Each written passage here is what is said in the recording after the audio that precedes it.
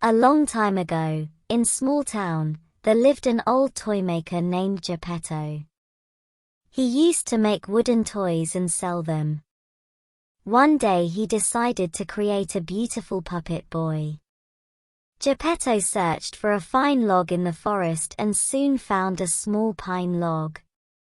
He started to carve. Geppetto finally finished the beautiful puppet boy.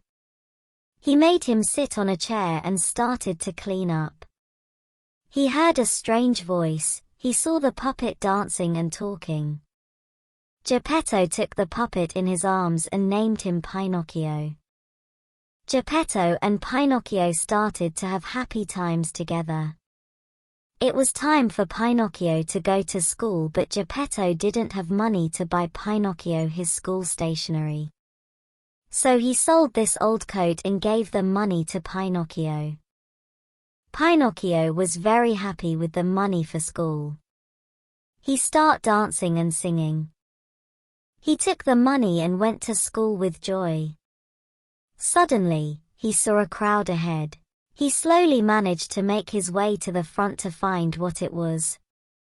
He saw a big colorful tent. It was a circus tent. Pinocchio gave money to the clown and entered the circus.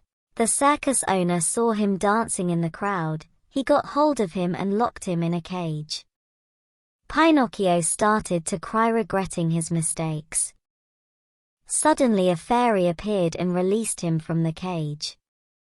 She gave back his money and warned him not to do the same mistake again. Pinocchio was on his way to school again. Seeing Pinocchio with money, the cunning fox and his friend Cat stopped him and asked him where he was going. Pinocchio said he was going to buy some school stationery. The fox said, "This money is not enough to buy it. Give your money, let's plant it to the magical garden and get more money." Poor Pinocchio gave his money to the fox and the cat left the place. He was standing alone for a long time. The fairy appeared and asked Pinocchio about the money. Pinocchio said, "I kept my stationers at school." As soon as Pinocchio finished his sentence, his nose started to grow. The fairy asked him, "Are you saying the truth?" As Pinocchio kept on lying, his nose started growing. Finally, Pinocchio realized and told what happened. As he told the truth, the fairy brought his nose back to normal.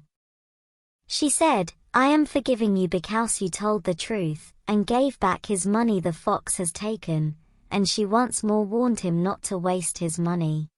Pinocchio started to walk. On the way he saw the circus owner. He was very angry to Pinocchio. He wanted to punish him. He caught Pinocchio and threw him into the sea. Pinocchio started to swim towards the shore. Suddenly, he was swallowed by a giant whale. Geppetto was worried about Pinocchio and went out to search for him.